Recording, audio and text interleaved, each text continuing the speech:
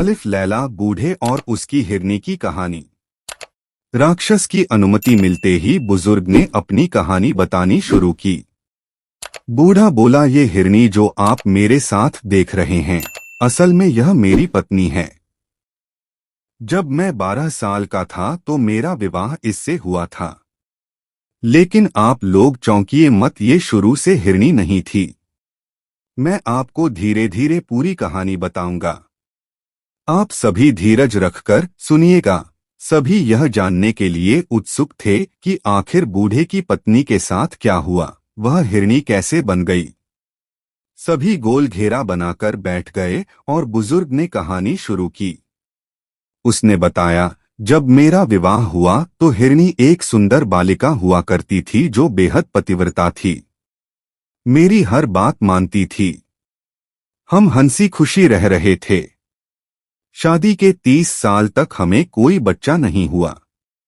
संतान की चाहत में मैंने दूसरा विवाह किया, जिससे एक पुत्र का जन्म हुआ। मेरी पहली पत्नी को ये रास नहीं आया। वह मेरी दूसरी स्त्री और संतान से जलने लगी। एक रोज मेरे न रहने पर उसने दोनों के साथ बहुत बुरा किया। बुजुर्ग ने बताया कि दूसरी स्त्री और बच्चे को प्रताड़ित करने के लिए इसने जादू टोने का सहारा लिया और दोनों को जानवर बना दिया।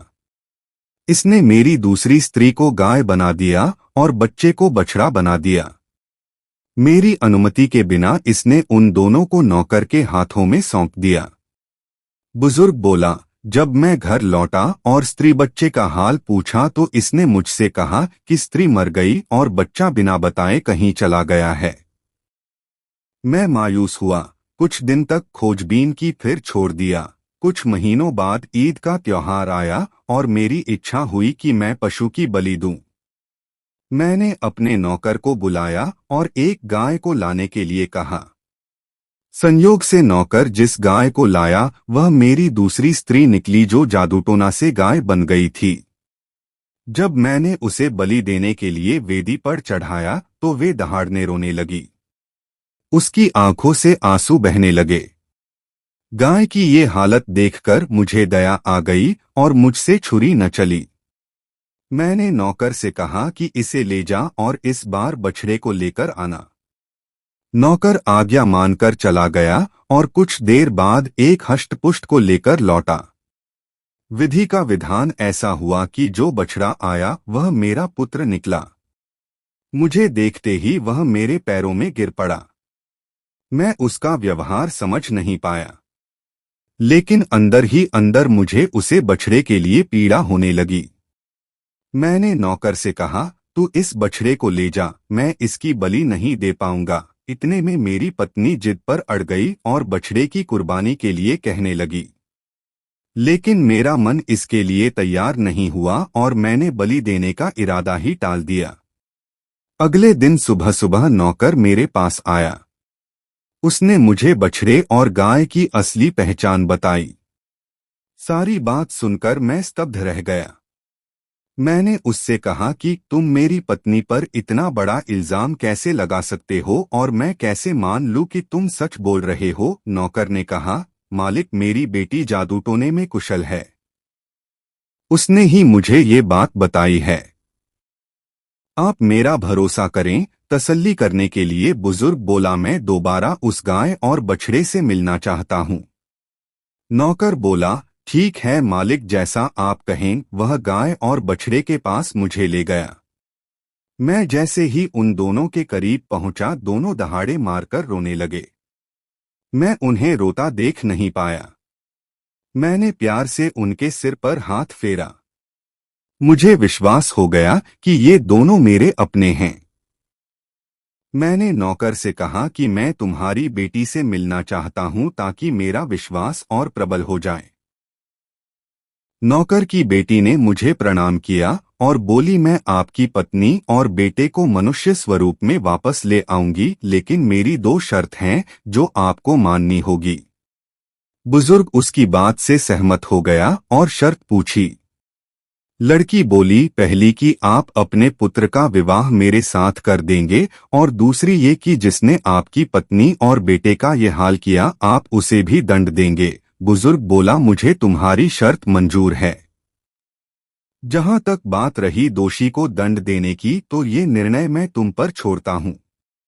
तुम उसके साथ जो करना चाहो कर सकती हो। लड़की ने बुजुर्ग का आभार किया और जादू टोना का सहारा लेकर गाय और बछड़े को पुराने स्वरूप में ला दिया। बुजुर्ग अपनी पत्नी और बच्चे को देखकर खुशी से फूला नहीं समा रहा था। सभी की आंखों में खुशी के आंसू थे। थोड़ी देर बाद बुजुर्ग अपने बेटे से बोला, पुत्र, मैंने इस लड़की को वचन दिया है कि मैं तुम्हारी शादी इससे कराऊंगा। तुम्हें इसे अपनाना होगा। पुत्र झट से पिता की बात मान गया। अब बारी थी दूसरी शर्त की। बुजुर्ग ने लड़की से आग्रह किया, कृपया उसे मृत्युदंड न देना। लड़की बोली, मैं उसके साथ वही करूंगी जो उसने आपकी दूसरी पत्नी और बेटे के साथ किया। उसने मेरी पहली पत्नी को हिरनी का रूप दे दिया, जो आज आप सभी के सामने है। सपरिवार हम हंसी खुशी जी रहे थे। लेकिन कुछ दिनों बाद ऐसी आफत आई कि मेरे पुत्र की वधूकाल के गाल में समा गई। मेरा बेटा इस संताप को बर्दाश्त नहीं कर पा रहा था और एक रोज रात के अंधेरे में वह घर छोड़कर चला गया। इस बात का पता लगते ही मैं उसकी खोजबीन में लगा हूं।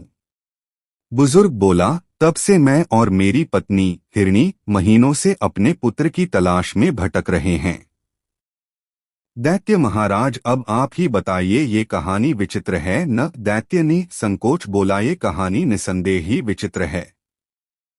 अपने वादे अनुसार मैं इस व्यापारी के अपराध का 1/3 हिस्सा माफ करता हूँ। इतने में बगल में बैठ दूसरा बूढ़ा बोला, दैत्य महाराज, मैं भी आपको अपनी और अपने दोनों कुत्तों की कहानी सुनाना चाहता हूँ, लेकिन मेरी भी शर्त यही है कि आपको कहानी विचित्र लगी तो आप व्यापारी का 1/3 अपराध माफ कर देंगे। दैत्य बोला, अगर तुम्हारी कहानी पहली कहानी से ज्यादा विचित्र निकली तो मैं जरूर वैसा ही करूंगा जैसा तुम चाहते हो। बूढ़े और दोनों कुत्तों की कहानी क्या थी? क्या दैत्य को वो कहानी विचित्र लगी?